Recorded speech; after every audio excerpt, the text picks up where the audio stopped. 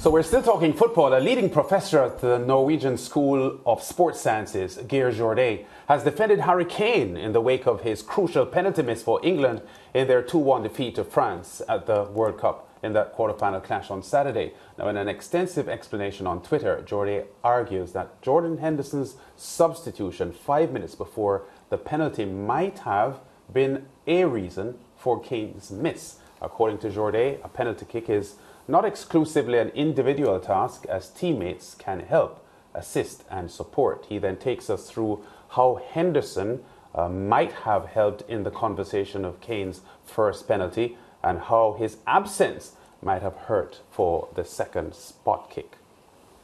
Here's what he's saying. One of England's players is world leading in supporting teammate penalty kickers. Jordan Henderson has successfully protected Liverpool's penalty takers for years, making sure opponents don't get access to play mind games in those last crucial seconds leading up to the kick.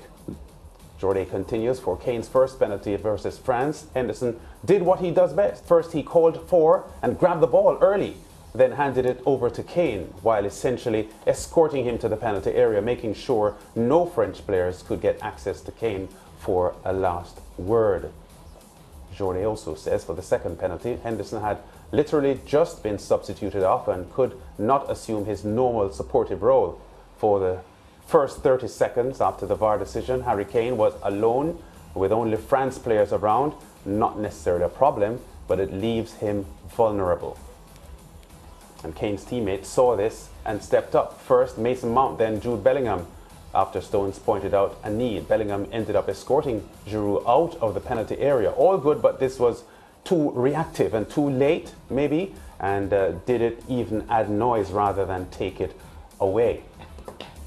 Yes, so Brent Sancho is still with us. Brent, are you buying this explanation? It comes, by the way, from a Norwegian, not a British sports scientist, which would have had me a little bit more skeptical. But you can answer about your take on this.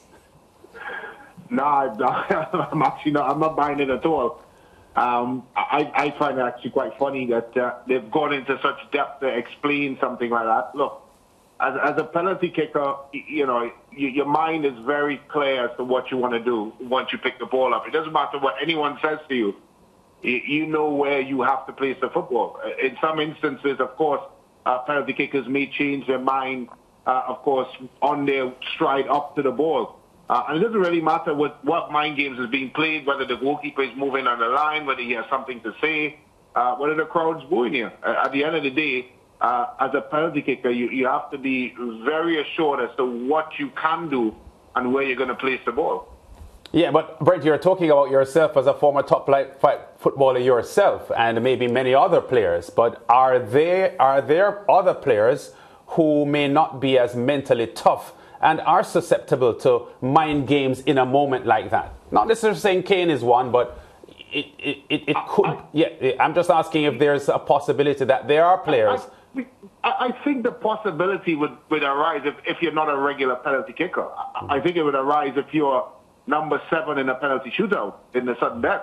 I don't think someone that takes penalties for a club or a national team would be, of course,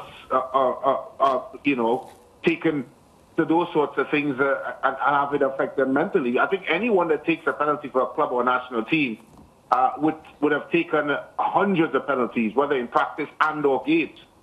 So I don't believe that, and I'm using Harry Kane's in particular situation, that takes penalty for the UK and of course for Spurs. I don't think that would affect him because that's what he does. I think it may apply if you're, as I said, lower down the totem pole and of course you're going up for sudden death and it's something that you're not comfortable doing. I think anything would spook you. I look at penalty kicks, when you get now into sudden death 7, 8, 9, and those guys would be spooked quite easily because it's not they're way out of their comfort zone. But I think someone that takes penalties for their club or country certainly wouldn't be impacted by that.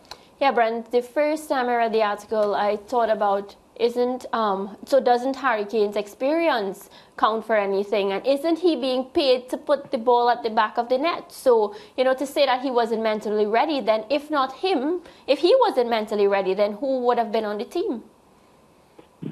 Well, this is it. This is the question. You know, Mariah, I've argued this point over the last couple of days, and I don't agree with the Norwegian scientists. What I would say, though, is that if I was Gareth Southgate, I probably would have had someone else take the kick, and I'll tell you why. I think the fact that Harry Kane is going up against Hugo Lloris, someone that he's probably taken hundreds of penalties against at Spurs training ground, and the fact that it was his second penalty against Hugo Lloris, I may have switched the kicker because Hugo Lloris will be very, very familiar with what Harry Kane is trying to do. So for me, I may have changed it on that basis, not because of what the Norwegian scientist is trying to, of course, suggest. Okay, Brent, we take your take on this as a man who has been in the position before as an international player who actually played in the World Cup back in 2006. Thanks, Brent. Thanks, guys. Yeah, George and Mariah, Brent making a good point there about the fact that he was facing Hugo Lloris, who knows him inside out as his club teammate, would have added some more pressure on Harry Kane in that moment. But that Norwegian scientist's take on what happened there, a little long-winded, I thought. Yeah, I want to hear what George has to say, though, because I know you I have a about lot it. to say. Yeah. First of all, it's rubbish. Rubbish. Absolute rubbish. The first mistake is this.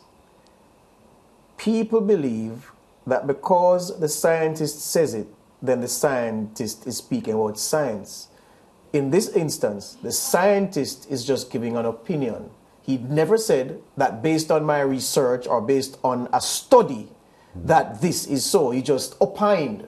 So we have to separate that. So what he gave, and then this is why the story got legs, because people interpreted, well, this science professor says so and so. So the way the opinion is set up is almost as if it's scientific evidence that he is presenting. Scientifically And a scientific But opinion. I think there's a part of his image that suggests that, because this is not the first time he's commenting. History recorded him commenting on England's failed World penalty shootout at Euro as well, and he was putting a psychological spin to it. I'm saying, so this is just a follow-up. Yeah, but even so, it's not based on science again. It's an opinion from a scientist. Not all opinions from scientists are scientifically based. That's the first. But he would have based it on a few theories. But which theory?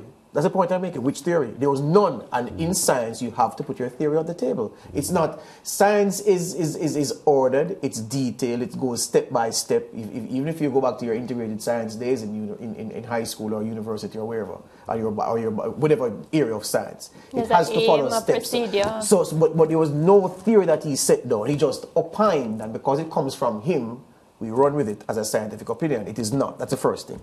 Secondly,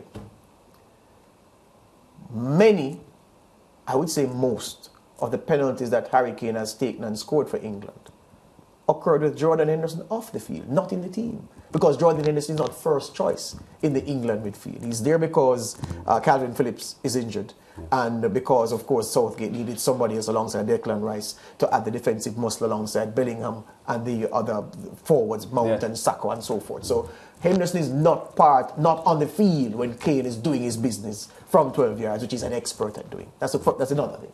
The other thing, at Spurs, when Kane scores penalties by the bucket loads and has been doing so for several seasons now, clearly Henderson is not there supporting him because he doesn't play for Spurs. Then the other thing is this now, as Brent said. There is psychology to the miss. But the psychology is from the fact that he's trying to outsmart the man who knows what he will do when he has already taken one penalty in a game and has a second penalty to take or subsequent penalties. So he knows that, in training we all discuss that if I kick the first one and I go to the right, then for the second one I'm going to go to the opposite side, I'm going to go to the same side. So he's trying to say, okay, what can I do that Lloris may not remember or he may be anticipating? I think that was the biggest part of his failure, And in trying to outfox Lloris, he missed. So that's what happened. So Mr. Scientist can go sit in a corner. His opinion, coached by the journalists who picked up the story as a scientific opinion. Yes. It's not a scientific opinion. It's rubbish. Mariah, you were waiting until George's comment. Yeah, well, no, I don't know what to say because he had such a long comment, but that was a good one. Yeah. A good comment. But you know what? Really... So Brent suggested that he would have thought seriously making someone else take the second penalty. But you know, in moments like that, it's easy to say that in hindsight because if they had switched the penalty kicker and he missed, the argument would be Harry Kane is your penalty kicker. Yeah, but look, when this tournament, whatever happens on Sunday, this tournament will be remembered as Lionel Messi's tournament and for the goals he scored. Messi has scored 3 penalties. We forget that he missed one against Poland. Chesney saved it. So I'm saying there is no such thing as a perfect penalty taker in world football history, especially at the levels that these guys It really comes down to the moment. And Lionel Messi, Harry Kane's penalty record is even better than Messi's penalty record. Harry Kane is the best penalty taker of all people in this tournament who've taken and scored more than 25 penalties. That's a fact. So he has to take my penalties. And if there was a third one after missing that second one, I'd send Kane to take it as well. Yeah.